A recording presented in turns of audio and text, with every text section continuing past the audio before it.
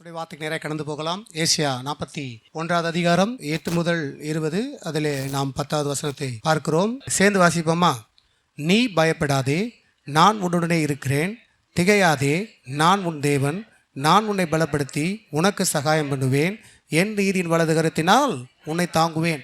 பாருங்கள், இந்த வார்த்தையை நாம் தொடர்ந்து பார்க்கிறோம். பாருங்கள், உங்கள் குடும்பத்திலே இந்த வார்த்தையை கொண்டு கர்த்தர் பேசி கொண்டிருக்கிறார். ஏனென்றால் உங்கள் நன்மைக்காக. ஆமென். நாம் என்னெல்லாம் பிரச்சனை சந்திக்க போகிறோம் என்பதெல்லாம் தேவனுக்கு தெரியும். இந்த பிரச்சனையிலிருந்தெல்லாம் நாம் தப்புவிக்க, இந்த பிரச்சனையிலிருந்தெல்லாம் கர்த்தர் நமக்கு உதவி செய்யும்படியாகவே கர்த்தர் என்ன பண்ணுறார்? இந்த வார்த்தையெல்லாம் கொடுக்குறார். அதனால் வார்த்தை அசால்ட் அடிடக்கூடாது. எல்லாம் ஜெபத்தினால சரி பண்ணிடுவோம்னு நினைக்க முடியாது. என்ன பண்ண முதல்ல வசனம் நமக்கு ரொம்ப தேவை. வசனம் இருந்தால் தான் சரியான ஜெபமே ஜெபிக்க முடியும். வசனம் இருந்தால் தான் தைரியமாக இருக்க முடியும். அதனால தான் வசனத்தை நிறைய என்ன பண்ணணும்? கற்றுக்கிறணும். இந்த வசனத்து மூலியமாக தான் கர்த்தரே பேசுவார். பார்த்திங்கன்னா இப்போ கூட சாட்சி சொன்னாங்க இந்த சகோதரி. பாருங்கள், என்ன படுத்தாலும் இந்த வசனம் எனக்குள்ளே ஐயா கற்றுக் கொடுத்த அந்த வசனம் இருந்தது, அந்த வார்த்தை இருந்தது. அதனால் என்னென்னா எனக்கு ஒரு மாதிரி வரும்போது நான் பயப்படுறதில்லை, அவட்ட ஒப்படைச்சிட்டேன் அப்படின்னு. அதுதான் மேட்ரே. பாருங்கள், இந்த வார்த்தை சில நேரம் என்ன பண்ணுது அப்படின்னா, நீங்கள் தப்பான கான்செப்டில் போகும்போது, அழுகும்போது, கவலைப்படும் போது, பயப்படும் பொழுது உடனே என்ன பண்ணுது அப்படின்னா தேற்றுது. இல்லை, கவலை முன்வைக்காத, பயத்தை முன்வைக்காத, கர்த்தரை முன்வை, கர்த்தர் உனக்கு உதவி செய்வார் என்று. பாருங்கள், அதனால் நம்ம தொடர்ந்து பார்த்தோம் இந்த வசனங்களில் எப்படியெல்லாம் தாவீது வாழ்க்கையெல்லாம் கடவுள் எப்படியெல்லாம் பார்த்திங்கன்னா உதவி செய்தார். அவன் வாழ்க்கையில் எவ்வளோ பிரச்சனைகளும் எவ்வளோ காரியங்களும் இருக்கும்பொழுது கூட அந்த கர்த்தரை அவன் பார்த்ததையும், அதனால் அவன் எப்படி தப்பித்து எப்படி வெளியே வந்தான் என்பதையெல்லாம் நம்ம பார்த்தோம். பாருங்கள், அதுதான் நம்முடைய வாழ்க்கையில் நம்ம என்ன பண்ணுது அப்படின்னா வாழ வைக்குது. எல்லோரும் சேர்ந்து சொல்லுவோம், கர்த்தரின் வார்த்தை என்னை வாழ வைக்கிறது. பாருங்கள், இப்போ நம்ம தொடர்ந்து பார்க்குறோம். பயப்படாத, கர்த்தர் சொல்கிறார், நீ பயப்படாதே, நான் உன்னுடனே இருக்கிறேன். அப்போ கர்த்தர் சொல்கிறாரு, நீ எவைகளை குறித்து பயப்பட வேண்டிய அவசியம் இல்லை. எதை குறித்து தொடர்ந்து பயந்து கொண்டு இருக்கிறியோ, இப்போ கர்த்தர் சொல்கிறாரு, பயப்படுவதை நிறுத்து. பக்கத்தில் பேர் சொல்லுங்கள், எதா குறித்து பயந்தீங்கன்னா நிறுத்துங்க. பயத்துக்கு ஸ்டாப் சொல்லுங்கள். பயத்துக்கு ஸ்டாப். பயத்துக்கு வழியை திறக்கக்கூடாது. சில இடங்களில் பார்த்தீங்கன்னா வண்டி வாகனங்களில் பார்த்தீங்கன்னா என்ன பண்ணுவாங்க, பக்கத்தில் நிப்பாட்டுவேன்னு சொல்லிட்டு என்ன பண்ணி, ஸ்டாப், இங்கே உள்ளே வந்துடாதீங்க, இந்த கேட்டுக்குள்ளே நுழையக்கூடாது. அதை ஸ்டாப்புன்னு வார்த்தையை பார்த்தோன்னு உடனே என்ன பண்ணுறாங்கன்னா வண்டி உள்ளே கொண்டு போகிறதில்ல. வண்டி என்ன பண்ணுறாங்க, வெளியே நிப்பாட்டிட்டாங்க. பார்த்தீங்களா? அதே போல் தான் பயத்துக்கு ஸ்டாப். உள்ளே வந்துடாத, வெளியவே நில்லு. என் மைண்டுக்குள்ளே என்ன பண்ணக்கூடாது, நான் விடக்கூடாது, நீங்கள் விடக்கூடாது. புரியுதுங்களா? இப்போ எதை உள்ளே விடணுமா? கர்த்தரின் வார்த்தை. கர்த்தர் வார்த்தை சொல்லுகிறது என்ன சொல்லுது? நான் உன்னுடனே இருக்கிறேன். இப்போ இதை தான் நம்ம தியானம் பண்ணணும். வாழ்க்கையில் இதை தான் நம்ம என்ன பண்ணணும், முன் வைக்கணும். பாருங்கள், அதெல்லாம் பார்த்தோம். அது மட்டும் இல்லை, நம்ம பயப்படாமல் இருக்க முடியும். ஏன்னா அவர் நமக்கு வாக்கு பண்ணியிருக்கிறாரு. இந்த வாக்கு பண்ணின கர்த்தர் என்ன அப்படின்னா, அவர் நம்மளை தெரிந்தெடுத்தவர். அதெல்லாம் பார்த்தோம். நம்மளை முன்குறித்தவர். முன்குறித்து என்ன பண்ணார் அப்படின்னா, நம்மளை தேடி நம்மளை என்ன பண்ணார், ரட்சித்தார். அதில் தான் பார்த்தோம். பாருங்கள், யோவானில், நீங்கள் என்னை தெரிந்து கொள்ளவில்லை, நான் உங்களை தெரிந்து கொண்டேன். யாரும் கடவுளை தெரிந்து கொள்ள முடியாது. இப்போ அவங்களுக்கு கூட பார்த்தீங்கன்னா ஃபர்ஸ்ட் வார்த்தை கடவுள் முன்னாடி பேசினார். என்ன சொன்னார்னா, நீ என்ன தெரியாமல் இருக்கலாம், ஆனால் நான் உனக்கு நான் தான் உன்னை காப்பாற்றிட்டு வரேன், நான் தான் உன்னை ரட்சித்துட்டு வரேன். எவ்வளோ விஷயம் உனக்கு ஒன்றுமே வாழ்க்கையில் நடக்கலை, எல்லாமே வேறு மாதிரி. பாருங்கள், அவங்களுக்கு கடவுளை தெரியல, நமக்கும் முன்னாடி தெரியல. ஆனால் நமக்கு தெரியாமல் நம்மளே அவருக்கு தெரிந்தது. அதனால தான் கர்த்தரை தேடி சரியான நேரத்தில் என்ன பண்ண தன்னை வெளிப்படுத்தினார். அப்போ பாருங்கள், கர்த்தர் எவ்வளோ நல்லவர் பாருங்கள். அதில் ஒரு வசனத்தை நான் முன்வைக்கணும். அந்த தெரிந்து கொள்ளுதல் வசனத்தில் உபாகம் 7:7 வாசிங்களே. உபாகம் 7:7 சேர்ந்து வாசிப்போமா? நீங்கள் திரட்சியான ஜனம் என்று கர்த்தர் உங்கள் பேரில் அன்பு வைத்து உங்களை தெரிந்து கொள்ளவில்லை, நீங்கள் சகல ஜனங்களும் கொஞ்சமாக இருந்தீர்கள். தெரிந்து கொள்ள சில நேரம் என்னன்னா, நம்ம கடவுளை தெரிந்து கொண்டார். நம்மக்கிட்ட பணம் இருக்குது, நம்மக்கிட்ட பகல வசதி இருக்குது, நமக்கு நிறையா படிப்பு இருக்குது, நமக்கு அழகு இருக்குது, அதனால தான் இவங்கெல்லாம் விட்டுட்டு தெரிந்து கொண்டார். அப்படி கிடையாது. அதில் எங்கள் கூட்டம்லாம் பெரிய கூட்டம், அதனால் கர்த்தர் எங்களை தெரிந்து கொண்டார். அப்படி கிடையாது. நீ எப்படிப்பட்ட ஆளாக இருந்தன் என்பது எனக்கு தெரியும். நீ சகல ஜனங்கள்லையும் நீ என்னவா, கொஞ்சம் ஜனம் தெரியும். நீ பெரிய கூட்டம், உங்ககிட்ட பணம் இருக்குது, உங்ககிட்ட அறிவு இருக்குது, உங்ககிட்ட அளவு இருக்குது, அழகு இருக்குது அப்படின்னு கர்த்தர் பார்த்து அன்பு வைத்து உன்னை தெரிந்து கொள்ளலாம். சில நேரம் நம்ம மற்ற மேலே அன்பு வைக்கிறது எதனால்? சில பேர் பார்த்திங்கன்னா, சில பேர் லவ்லாம் அப்படி தான் இருக்கும். ஆள் வெயிட்டாக இருக்கா, அப்படியா, பணம் இருக்கா, அழகு இருக்கா, கார் இருக்கா, பைக் இருக்கா. அன்பு எப்படி வருது? நட்புகளே அப்படி தானே. இன்றைக்கி நம்ம நட்புகள் பழகுறோன்னா எப்படி நட்புக்கு பழகுறோம்? உண்மையாகவே சொல்லுங்கள், மனசாட்சியை தொட்டு சொல்லுங்கள். சில பேர் எல்லாத்தையும் பழகுவாங்க. சில பேர் எப்படி பழகுவாங்க? ஆள் ஹைட்டு, வெயிட்டு, அழகு, டீசென்ட்டு, கொஞ்சம் பணம், ரொம்ப மொக்கேட்லாம். உண்மை. அப்போ நம்ம அன்பு எப்படி வருது? நம்முடைய அன்பு எப்படிங்க இருக்குது? நம்ம ஏதாவது ஒரு விஷயத்தை பார்த்து தான் அன்பு வைத்து அடுத்த கட்டத்துக்கு போகிறோம். எல்லாத்தையும் போய் நம்ம இது பண்ணுறதில்ல. புரியுதுங்களா? அதே மாதிரி கடவுளையும் நினச்சிடுறோமா. கடவுள் என்ன பண்ணுறாரு அப்படின்போது, நான் கொஞ்சம் அழகாக இருக்கேன், என்கிட்ட இவ்வளோ விஷயம்லாம் இருக்குது, அதனால் என்னால் அவருக்கு ஏதோ ஒரு பிரோஜனம் இருக்குது, அதனால தான் என் மேலே தேடி என் மேலே மட்டும் ஒரு அன்பு வச்சு என்ன பண்ணிட்டாரு, இதனால் தெரிந்து கொண்டார். அப்படிலாம் நமக்குள்ளே சில எண்ணங்கள் ஓடும் தெரியுமா. ஆரம்ப காலகட்டத்தில் நான் கடவுளை அறிந்து வரும்போதெல்லாம் நம்மளை ஆண்டவர் தெரிஞ்சு நம்ம வந்து ரொம்ப பக்தியாக இருந்தோம், அப்படி இருந்தோம், இப்படி இருந்தோம், நம்மக்கிட்ட இது இருக்குது, அதனால தான் ஆண்டவர் நம்மளை தெரிந்து கொண்டான்னு சொல்லி கூட சில நேரம் சாட்சி சொல்லிவிட்டோம். ஆனால் உள்ளே போய் சத்தியத்தை பார்க்க எப்பா உங்ககிட்ட அந்த இது இருக்குது, அப்படி இருக்குது, இப்படி இருக்குது, அதனால் உன்னை தெரிந்து கொள்ளலை, அந்த மாதிரிலாம் கிடையவே கிடையாது. நான் உன் மேலே வைத்திருக்கிற அன்பு வந்து வேறு, உன்கிட்டேருந்து எதாவது இருக்கணும் அப்படின்றதுக்காக இல்லை, நான் உண்மையாகவே உன்னை நேசிக்கிறேன், என் அன்பு உன் மேலே இருக்குது. நான் உன் மேலே அன்பு வைக்கும்போது உன்னை பார்த்தேன்னா அவருடைய பார்வையில் எவ்வளோ குறைகள் இருக்குது, எவ்வளோ விஷயம் இருக்குது. கர்த்தர் சொல்கிறாரு, அவ்வளோ குறைகள் இருந்தும் உன் மேலே நேசத்தை நான் வச்சுருக்கேன்னா பார்த்துக்கோ.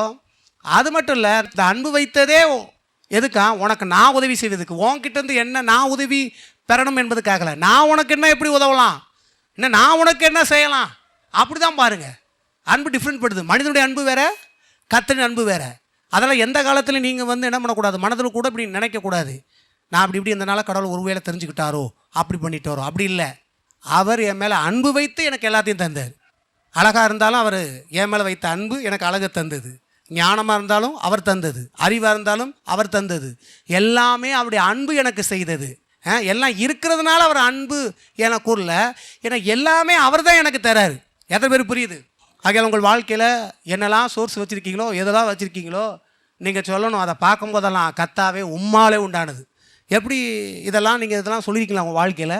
உங்கள் வாழ்க்கையில் பேங்க் பேலன்ஸை நினைக்கும் போது சரி, அல்லது உங்கள்கிட்ட நகைகளோ அல்லது இடங்களோ, உங்கள் வாழ்க்கையில் நீங்கள் எப்போது அது சிந்திக்கும் போதெல்லாம் என்கிட்ட இப்படி இருக்குதுன்னு சொல்லி இப்படி சிந்திக்கிறீங்களா, அல்லது கர்த்தர் இதெல்லாம் எனக்கு தந்திருக்கிறார், கர்த்தருடைய அன்பு எனக்கு இதெல்லாம் தந்தது, கர்த்தருடைய ஐஸ்வர்யம் எனக்கு இதெல்லாம் என்ன பண்ணுது, கொடுத்தது, அப்படி எண்ணங்கள் உங்களுக்குள்ளே வருதா? நான் சொல்கிறேன், அப்படி சிந்திச்சிங்கன்னா தான் சரியான சிந்தனை.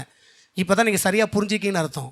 அதை விட்டுட்டு இதெல்லாம் நானாக சம்பச்சனாகும், நான் அப்படி ஆகும் இப்படி ஆகும், இந்த எண்ணங்கள் உங்களுக்குள்ள இருக்கும் என்றால் நான் சொல்கிறேன், கண்டிப்பாக உங்கள் சொத்தில் எப்படி வேணாலும் மாறதுக்கு வாய்ப்பு உண்டு. உங்கள்கிட்ட இருக்கிற எதுனாலும் நான் சபிக்கிறேன்னாதீங்க, இதுதான் உண்மை, சபிக்கலை, சொல்லித்தரேன்.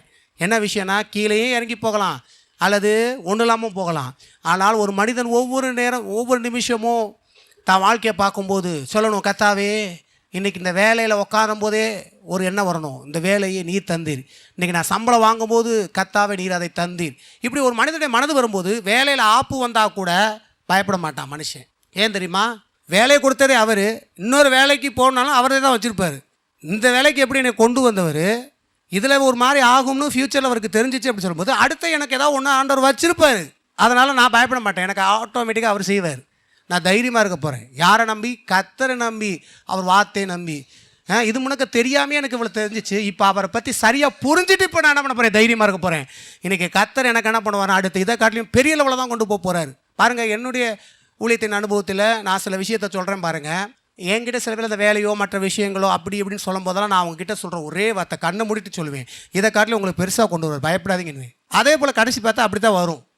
நீங்களும் கண்ணை மூட்டி சொல்லலாம். சில நேரம் வேலையில் இழக்கிற மாதிரி இருக்கலாம், அல்லது வேலை இழந்திருக்கலாம், எப்படி வேணாலும் இருக்கலாம். ஐயோ நமக்கு இது கீழே போயிடுவோமோ, நம்ம வந்து கிடைக்காமே போயிடுமோ அப்படின்னு சொல்லி பயப்பட விஷயம் இல்லை. ஒரே விஷயம் ஒன்று இல்லையா, பெருசுக்கு போக போகிறேன். கர்த்தர் சொல்றார், போதுண்டா நீ இது இவ்வளோ தூரம் நீ உட்காந்தது போதுண்டா செல்லம், நீ அடுத்த கட்டத்தை உன்னை கொண்டு போக போகிறேன். இனி நீ இங்கே இருக்கிற ஆள் இல்லை, இனி அடுத்த கட்டத்துக்கு மேலே போக போகிற ஆள், உன்னை நான் உயர்த்த போகிறேன். இதெல்லாம் எதனால் செய்கிறேன் அப்படின்னா, நான் உன் மேலே அன்பு வைத்து உன்னை தெரிந்து கொண்டதுனால. நீ என்ன தெரிந்து கொள்ளலா செல்லம், நான் உன்னை தெரிந்து கொண்டடா செல்லம்ன்றார். எவ்வளோ நல்ல கர்த்தர் பார்த்தீங்களா? கலந்தடி கர்த்தரை ஸ்தோத்தரிப்போம். ஒன்றை விலகிக் கொள்ளுங்க. நீங்கள் சில நேரங்களில் தவறு செய்கிறோம், இல்லைன்னு நான் சொல்லலை, குடிக்கலாம், ஒரு மாதிரி சில தவறுகள் செய்யலாம். இதெல்லாம் பண்ணுறதுனால கடவுளை என்னை அப்படியே வெறுத்து தள்ளிட்டாரு அப்படின்னு நினைக்காதீங்க. வெறுத்து தள்ளிட்டாருன்னா இன்றைக்கி நீங்கள் இருக்க முடியாது. இல்லை, அவர் என் மேலே அன்பு வைத்ததே இப்போ இதெல்லாம் வெறுத்து தள்ளும்படி அவரே செய்வார். எப்படி பார்த்தீங்களா? இப்படி சிந்திக்கணும். இப்படி சிந்திச்சா தான் ரைட்டு. பிசாசு வேறு மாதிரி சிந்திக்க வச்சுருவான். பார்த்தியா நீ இப்படிலாம் பண்ணுற, உன்னை வெறுத்து தள்ளி உன்னை ஒன்றும் இல்லாமல் ஆக்க போகிறார். அப்படி கிடையாது. இதெல்லாம் தெரிஞ்சு நான் இப்படிப்பட்ட ஆளுன்னு புரிஞ்சு தானே என்னை தொட்டார். கடவுளுக்கு உங்களை பற்றி தெரியாது நினைக்கிறீங்களா? எப்படி சம்பாதிக்கிறீங்க, சரியான சம்பாத்தியமா வேறு மாதிரி தெரியும் அவருக்கு. ஆனால் தெரிஞ்சும் அவர் தொட்டார்னா அதை தான் சொல்ல வர, விளங்கிக்கோ. ஏன்னா நான் அவன் மேலே அவ்வளோ அன்பு வச்சுருக்கேன், அதனால் நானே உனக்கு வேலை செய்வேன்றார், நானே உனக்கு உதவி செய்வேன். நீ சில தவறு செய்கிறதுனால அவனை அப்படியே வந்து நான் வந்து வெறுத்து விடலை, வெறுக்கிறேன்னு நினைக்காத. ஆனால் அது தப்பு தான். ஆனால் நான் அதில் இருந்து உன்னை வெளியே கொண்டு வருவதுக்கு நான் உனக்கு உதவுவேன்றார். கல்லறி கதை ஸ்தோத்தரிப்போம். அவர்கிட்ட விட்டுறணும் அந்த விஷயத்தை. நீங்களே எடுத்து என்ன பண்ணக்கூடாது, நான் எப்படி விடலாம் அப்படி இல்லை. நீங்கள் ஒரே விஷயம், நான் கர்த்தரை தேடுறதை விட மாட்டேன், பைபிள் படிக்கிறத விட மாட்டேன், ஜோமட விட மாட்டேன். சில தவறு செய்யலாம், ஆனால் இதை விட மாட்டேன். இதை பிடிச்சேன்னா அதை விட்டுருவேன். அதை விடும்படி அவர் செய்வார். புரியுதுங்களா? அவர் செய்வார். அதனால் விளையுங்கிறணும். அப்போ என்னன்னா, எப்போதுமே உன்னை புரிந்து கொள்ளுங்க. இன்றைக்கி நான் ஒரு வீட்டில் உட்காந்துருக்கிறேன்னா அந்த வீட்டை பார்த்து சொல்லுங்கள், கர்த்தாவே உங்கள் கிருபை எனக்கு இதை தந்திருக்கு. உடனே வீட்டுக்கு ஒரு பாதுகாப்பு வந்துடும். பயப்பட அவசியம் இல்லை. எவனும் உன் சொத்தை அபகரிக்க மாட்டான். நீ சொல்லணும், கர்த்தாவே இந்த சொத்தை நீங்கள் எனக்கு தந்திருக்கீங்க. சில நேரம் இன்னொரு கிறிஸ்தவனாக இருந்தால் கூட அவன் சொல்கிறதுக்கு, அவன் ஜெபம் பண்ணுறதுக்கெல்லாம் பதில் கொடுக்கறது கிடையாது. அவருக்கு தெரியும், இவங்களுக்கு இது இல்லைன்னா இது இல்லை, உங்கள் அப்பாவிகள், இவங்களுக்கு நான் என்ன பண்ணுறேன், உதவுறேன். எப்படிப்பட்ட கர்த்தர் பார்த்தீங்களா? சில எல்லாருமே ஜெபம் பண்ணி உங்களுக்கு உதவமாக பண்ணால் எல்லாம் கேட்டுருவேன் நினைக்கிறீங்க. கடவுளுக்கு தெரியும் நீ யார், அவன் யார், அவனுடைய உள்நோக்கம் என்ன, உன்னுடைய உள்நோக்கம் என்ன. சிலரெல்லாம் பயப்படுறோம். சில பேரை பார்த்துட்டு இவங்களாம் ஜெபம் பண்ணிட்டாங்கன்னா ஏசப்பா கேட்டு இவங்களுக்கு சப்போர்ட்டாக பண்ணிடுவார். கிடையாது. நீ தெரிஞ்சுக்கோங்க, அப்படி கிடையவே கிடையாது. கர்த்தர் மாபெரும் அன்புள்ளவர். அவருக்கு நியாயம் என்னன்னு தெரியும், நீதி என்னன்னு தெரியும். புரியுதுங்களா? எல்லாம் ஜெபம் பண்ணுறதுனால உங்களெல்லாம் அப்படி பண்ண இல்லை. அவருக்கு தெரியும் நீ எப்படிப்பட்ட ஆள்னு கடவுளுக்கு தெரியும். நீ எவ்வளோ உண்மையான ஆள் என்பது கடவுளுக்கு தெரியும். நீ உத்தமமான ஆளுன்றது தெரியும். நீ எப்படி கொடுத்தன்றது அவருக்கு தெரியும். எப்படி அபகரிக்க நினச்சா அதை விடவே மாட்டார் கர்த்தர். நான் சொல்கிறேன், இவைகளுக்கு பின்னாடிலாம் தேவ அன்பு. இது எதுக்கு சொல்ல வரேன் அப்படின்னா, நான் உங்களுக்கு ஏன் இதை முன் வைக்கிறேன், எதுக்கு இந்த காரியத்தை உங்ககிட்ட சொல்லணும் அப்படின்னா, என்ன சொல்ல வரேன் நல்லா கவனிக்கணும். உங்கள் வாழ்க்கையில் உங்களுக்கு இருக்கிற சொத்துகள், உங்களுக்கு கொடுக்க வீடுகள், நீங்கள் பார்க்கும்போதெல்லாம் உங்களுக்கு வர உணர்வு என்ன தெரியுமா இருக்கணும், கர்த்தாவே உங்கள் கிருபை, உங்கள் அன்பு எனக்கு இதை கொடுத்தது. உங்கள் கையில் பர்ஸில் பணம் இருந்தால் கூட நான் நினைப்பேன், இதெல்லாம் ஒரு காலத்து நம்மளாம் எதுவுமே, இன்றைக்கி பணம் இருக்குது, இன்றைக்கி நான் செலவு பண்ணுறேன், இன்றைக்கி இப்படிலாம் போகிறேன் அப்படின்னா கர்த்தர். பாருங்கள், நான் இந்த ஜெராக்ஸ் ஒரு சில காரியங்கள் எடுக்க போகும்போது மாமாட்ட நான் சொன்னேன், எனக்கு நல்லா தெரியுங்க, அப்பாவோட நான் கூட இருக்கும் பொழுது சில காரியங்கள் பார்த்தீங்கன்னா செய்யணும் அப்படின்னு போகும்போது பார்த்தீங்கன்னா எல்லா வழிகள் இருக்கும், ஆனால் பணம் இருக்காது. பணம் இருந்தால் டக்கு டக்குன்னு எல்லா வேலையும் முடியும். சில இடங்கள்லாம் பார்த்தீங்கன்னா ரொம்ப அப்புறம் நம்பதாகும். சில புரோக்கர்ட்டெல்லாம் கொடுத்தோம்னா என்ன ஆயிடுது, டக்கு டக்குன்னு முடியும். பாருங்கள், எல்லாம் தெரியும் புரோக்கர்லாம் என்ன தான் தேவையாக இருக்குது இப்போது. ஆனால் இன்றைக்கி நான் இந்த ஒரே நாள் இந்த வேலையெல்லாம் முடித்தேன்னா இந்த பணம் தான். இதுக்கெல்லாம் காரணம் என்ன தெரியுமா, கர்த்தர். ஏன்னா எங்கள் அப்பாவோட நான் கூட இருக்கும்போது எல்லாத்தையும் பார்த்துருக்குறேன். எல்லா பழக்கம் இருந்தாலும் இது இருக்காது, டப்பு இருக்காது. அப்போ இன்றைக்கி நான் டக்கு டக்குன்னு இந்த வேலையை செய்கிறேன் அப்படின்னா கர்த்தருடைய கிருபை, அவர் தந்ததுனால இன்றைக்கி நான் செய்கிறேன். இல்லாட்டினா எல்லாத்தையும் மாட்டிட்டு இப்போ வெளியே வராமல் இருந்திருப்பேன். மாமாட்ட சொன்னேன் பாருங்கள், பிள்ளைகளை நான் சொல்லுகிறேன், கர்த்தர் உங்ககிட்ட பணம் இருக்கா, இன்றைக்கி நீங்கள் இவ்வளோ செலவு பண்ணிங்கன்னா யோசித்து பாருங்கள். முன் வாழ்க்கை பின்னாடி போய் பாருங்கள், உங்கள் குடும்ப வாழ்க்கை. இன்றைக்கி உங்களுக்கு தெரியாமல் இருக்கலாம், உங்களை பெற்றோர் சொல்லியிருப்பாங்க, நாங்கள் எப்படி வந்தோம், நம்ம குடும்பம் எப்படிலாம் இருந்துச்சு, சொல்கிறாங்களா இல்லையா? உங்கள் தகப்பன் மாதிரிலாம் சொல்லலையா? அழுகுறாங்க பாருங்கள். ஏன்னா அவங்களுக்கு தெரியும் இன்றைக்கி நம்ம சந்தோஷமாக இருக்கிறோம் வைக்கிறோம் அப்படின்னா பின்னாடி இவர் ஓயாமல் ஏன் சொல்லிட்டு சொன்னதையே சொல்கிறாரு, நமக்கு கூட கோவம் வரும். சில நேரம் பெற்றோர்கள் சொல்லும் போது அவங்க அழும்போது ஆரம்பிச்சிட்டாரா, அதான் ஏன்னா நானுமே அப்படி தான் பேசுகிறாள் தான், உண்மையாக சொல்கிறேன். எங்கள் அப்பா ஐயோ ஆரம்பிச்சிட்டாங்க. ஆனால் நான் இன்றைக்கி உணர்கிறேன், ஏன்னா நான் என் வாழ்க்கையில் சில காரியத்தை அனுபவிக்கும் பொழுது எனக்கு பின்னாடி வாழ்நாள் எப்படி இருந்தேன், இன்றைக்கி கடவுள் எனக்கு எப்படி செஞ்சுருக்கிறார் அப்படின்னு பார்க்கும் பொழுது எனக்கு கண் கலங்குது. ஏன் அப்படின்னா, ஆண்டவரே உம்மால் நம்ம பணமே இல்லாமல் எப்படி இருந்தோன்றது தெரியும், ஒன்றுமே இல்லாமல் இருந்தோம், ஒன்று இல்லாமல் இருந்த நமக்கு இன்றைக்கி சில விஷயங்கள் இப்படிலாம் இருக்குது. யாரு கையும் ஏந்தாமல் எவங்கிட்டையும் கடன் வாங்காமல் இன்றைக்கி நிற்கிறோம்னா சான்ஸே இல்லை. இது என்னால் கிடையாது, தேவனாலே. அதை தான் நான் உங்களுக்கு சொல்லுகிறேன். உங்கள் வாழ்க்கையில் எல்லா சொத்துகள் 10 இருக்கும் போதெல்லாம் இப்படி இருக்குது அப்படி இருக்குன்னு சொல்லி அப்படி மேன்மை அடையாதீங்க, அப்படி பெருமை பாராட்டாதீங்க. அது கர்த்தருக்கு விரோதமான செயல்கள், விரோதமான காரியம். அப்படி பண்ணக்கூடாதான். என்ன தெரியுமா சொல்லணும், கர்த்தாவே உம்மாலே நான் உங்களை தெரிஞ்சாலும் தெரியாமல் இருந்தாலும் என் வாழ்க்கையில் நீங்கள் பார்த்தீங்கன்னா நான் தெரியாமே எனக்கு நீங்கள் நிறையா செஞ்சுட்டு வந்தீங்க. அதை தான் பாருங்கள் அந்த சகோதரிகிட்ட கர்த்தர் சொன்னார் பாருங்கள். நீ அவரை தேரல, நீ வேறு விதமாக ஆண்டவரை கூப்பிட்டாலும் நீ வரல, நீ என்ன பண்ண திருப்பி உன் இஷ்டத்தையே ஓடிட்டுருக்க. ஆனால் இது வரைக்கும் நீ என்கிட்ட வராமல் இருந்தாலும் உனக்கு பாதுகாத்து உனக்கு எல்லாம் பண்ணது நான் தான்னாரு ஆண்டவர். ஆனால் இன்னும் உனக்கு நன்மை செய்யணும்னா நான் தான் செய்வேன், நீ என்னை நம்புனா உனக்கு பண்ணுறேன் அப்படின்னாரு பாருங்க. அப்போ எப்படிப்பட்ட கர்த்தர் பார்த்தீங்களா? இந்த மாதிரி கர்த்தர், இந்த மாதிரி கடவுள் எங்கேயாச்சும் பார்க்க முடியுமா, செய்ய முடியுமா? கடவுளுக்கு நீங்கள் எல்லாம் பண்ணிக்கிட்டே இருந்தால் தான் அவர் எதாவது செய்வார், மற்ற கடவுள்களாம். இவர் அப்படி இல்லை. நீ தெரியாமல் இருந்தாலும் என்ன பண்ணுறாராம், நீ தெரியாமல் இருந்தாலும் நான் உன்னை தெரிஞ்சிருக்கேன், முன்னாடியே தெரிஞ்சிருக்கிறேன், அதன் நிமித்தம் உனக்கு நான் நன்மை செய்கிறேன். நான் சொல்கிறேன், உங்கள் வாழ்க்கையில் கடவுள் முன்னாடியே உங்களையும் என்னை தெரிந்து கொண்டார், அதன் நிமித்தம் கர்த்தர் நமக்கு எல்லாவற்றையும் செய்வார். நீங்கள் சில நேரம் யோசிச்சிருக்கீங்கன்னா, நம்ம சில தவறு எல்லாம் பண்ணுவோம், ஆனாலும் நிறைய விஷயத்தில் நிறைய நன்மைகள் அனுபவிப்போம். எப்படி நினைக்கிறீங்க? தவறு நிமித்தம் வச்சு பார்த்தானா, வச்சு செஞ்சார்னா ஒருத்தே இருக்க முடியாது. அவர் சில நேரம் அதை பார்க்கறது இல்லையா? என்ன பண்ணாராம், அவர் நம்ம மேலே வைத்த அன்பை கண்முனை வைத்து கிறிஸ்து மூலியமாய் நம்மை பார்த்து என்ன பண்ணாரா, போ பழைச்சு போ, பிழைத்திரு. பாருங்க, அதான் ஒரு வசனம் இருக்கு பாருங்க, இரத்தத்தில் கிடக்கிற உன்னை பார்த்து நான் கடந்து போகும் பொழுது பிழைத்திரு என்று சொன்னேன் அப்படின்னார். பாருங்க, கர்த்தர் ரத்தத்திலே நம்மளை பாட்டார். ரத்தத்தில் ஊறிட்டு இருந்தோமா, என்னது இப்படியே ஒரு புழுவை போல் ஊறிட்டு இருந்தோம். அப்போ கர்த்தர் என்ன சொன்னாரா, போ பிழைச்சி போ. அப்படின்னால தான் இந்த பூமியில் இப்போ உட்காந்துருக்குறோம். அக்காவாக உட்காந்துருக்கீங்க, தம்பியாக உட்காந்துருக்கீங்க, அண்ணனா உட்காந்துருக்கீங்க. அவர் பிழைத்திரு என்று சொன்ன வார்த்தையில் தான் இன்றைக்கி உட்காந்துருக்குறோம். ஆகையால் விளங்கணும் தேவ பிள்ளைகளே, தேவடைய அன்பு எப்போது வரணும். உங்கள் வாழ்க்கையில் அனுபவிக்கிற ஒவ்வொரு விஷயத்துக்கும் கர்த்தருக்கு ஸ்தோத்திரம் பண்ணுங்க, ஒவ்வொரு நிமிஷம் மகிமைப்படுத்துங்க. எப்போ பார்த்தாலும் இல்லை இல்லை எவ்வளோ வச்சுருந்தாலும் நம்ம திருப்பி வேறு ஒன்றையே போயிட்டுருக்க போது தப்பு. அது கொடுக்கப்பட்ட ஒவ்வொரு விஷயத்துலையும் நிறைவாக நீங்கள் வந்து கர்த்தருக்கு நன்றி செலுத்தி பாருங்களேன், அப்போ தான் திருப்தி அடையும். நீங்கள் இப்படி இருந்தால் திருப்தி இருக்கும். இன்னும் சில பேர் என்ன இருந்தாலும் உங்களுக்கு திருப்தி இல்லாமல் தான் அலையிறீங்க. ஏன் உனக்கு திருப்தி இல்லை சொல்லு பார்ப்போம். ஏன்னா கர்த்தர் செஞ்ச காரியத்தில் நன்றி கெட்ட ஆளாக இருக்கிற. நீ நன்றியில் உள்ள ஆளாக இருப்பேனா, முதல்ல இருக்கிறதுக்கு பல கோடி ஸ்தோத்திரம் பண்ணியிருப்ப. நீ அதை வந்து இருதயபூர்வமாய் உணர்ந்து நீ ஸ்தோத்திரம் பண்ணனா உனக்கு மனநிறைவு இருக்கும். ஆனால் என்ன சொல்கிறேன்னா, கொடுக்கப்பட்டதில் முதல்ல திருப்தி அடைந்தால் தான் நீ கர்த்தரை துதிக்கவே முடியும். இல்லைன்னா உனக்கு கர்த்தரை துதிக்க மாட்டேன், இன்னும் குறை சொல்லுவேன். நிறைய பேருக்கு எல்லாமே இருந்தும் சில பேர் குறை சொல்லிட்டே இருப்பான். ஏன் தெரியுமா? அவன் திருப்தி இல்லைன்னு அர்த்தம். குறை சொல்கிறவன் கடவுளை எல்லா காரியம் அனுபவித்தும் திருப்பி குறை சொல்கிறான் அப்படின்னா அவன் என்னன்னா கொடுக்கப்பட்டதில் திருப்தி இல்லை. திருப்தி அடைந்தால் தான் கர்த்தரை என்ன பண்ணுவான், உள்ளத்தின் ஆழத்துலேருந்து என்ன பண்ணுவான், கர்த்தரை துதித்து மகிமைப்படுத்துவான். எத்தனை பேருக்கு புரியுது? ஆகையினால் ஒன்றை விளங்கிக் கொள்ளுங்க, கொடுக்கப்பட்ட காரியத்தில் முதல்ல திருப்தி அடைங்க. திருப்தி அடைந்து ஒவ்வொரு விஷயத்தையும் திருப்தி அடைந்தவன் என்ன செய்வானா, உள்ள நுழைஞ்சு கர்த்தருக்கு ஸ்தோத்திரம் பண்ணுவான். கர்த்தர் இப்படிப்பட்ட பணத்தை கொடுத்தார், ஸ்தோத்திரம். இப்படிப்பட்ட வீடுகளை கொடுத்தார், நிலங்களை கொடுத்தார். அதனால தான் பார்த்தீங்கன்னா உங்களை தெரிந்து கொண்டதில் கூட நீங்கள் புரிஞ்சுக்கிறணும். ஆண்டவரே, நான் உங்களை தெரிந்து கொள்ளலை, நீங்கள் என்னை தெரிந்து கொண்டீங்க. நான் அப்படி இருந்தேன் இப்படி இருந்தேன் அது நிமித்தம் இல்லை, என் மேலே நீங்கள் அன்பு வச்சதுனால தான் இவ்வளவு செஞ்சுருக்கீங்க. உங்கள் அன்புக்காய் ஸ்தோத்திரம். என் மேலே அன்பு இல்லாமல் இல்லை, என் மேலே அன்பு இருக்குது, என் மேலே உங்களுடைய கிருபை இருக்குது, என் மேலே உங்களுடைய இரக்கம் இருக்குது. ஆகையினால் கர்த்தாவை துதிக்கிறேன். எப்போ பார்த்தாலும் அன்பு இல்லை, இரக்கம் இல்லை, கிருபை இல்லைன்னு சொல்லி இன்னும் குறை சொல்கிறது. எல்லாத்தையும் வாங்கி எல்லாம் அனுபவிச்சுட்டு என் மேலே உங்களுக்கு அன்பு இல்லை கர்த்தாவே, என் மேலே உங்களுக்கு இரக்கம் இல்லை கர்த்தாவே, கிருபை இல்லை, அவனும் ஒரு மாதிரி பார்க்குறீங்க. பேசுனா என்ன ஆகும்? சரியா சொல்லுங்கள்? எவ்வளோ கொடூரமான ஆள் பார்த்தீங்களா? நான் உண்மையிலே சத்தியத்தை அறிய சில நேரம் என்னை பார்க்கும்போது நானே கொடூரமாக தான் நடந்திருக்கேன் கர்த்தர்கிட்டன்னு தெரிய ஆரம்பிக்குது. எவ்வளோ ஒரு மோசமான மனுஷனாக இருக்கேன். இவ்வளோ அன்பு வைத்து இவ்வளோ பண்ணியுமே எல்லாத்தையும் வாங்கி அனுபவிச்சுட்டு சில விஷயம் நடக்கிறதால இன்னும் குறை சொல்லிவிட்டு என்ன பண்ணுறான், என்ன செஞ்சிட்டாரு, என்ன இது பண்ணிட்டார், என் மேலே அன்புலாம் இல்லை, அவர் அப்படி வச்சுருக்காங்க, இவங்களும் இப்படி வச்சுருக்கிறாரு, நம்மளை என்ன வச்சுருக்கிறாரு.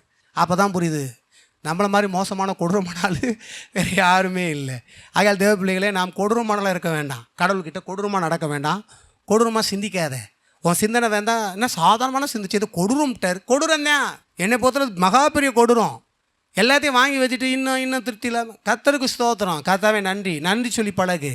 இனி உனக்கு இன்னும் கேளாத ஐஸ்வர்யத்தையும் ஞானத்தையும் கர்த்தர் உனக்கு தருவார். ஏன்னா இதெல்லாம் உண்மை. நீங்கள் வேதத்தில் பார்க்கும்பொழுது பார்த்தீங்கன்னா சாலமோன் இடத்துல கர்த்தர் போகிறாரு, உனக்கு என்ன வேணும்னு கேட்குறாரு. அவன் என்ன பட்டான் பார்த்தீங்கன்னா, ஏராளமான சொத்துகள் பத்துக்களெல்லாம் அப்பா ஏற்கனவே கொடுத்துட்டாரு.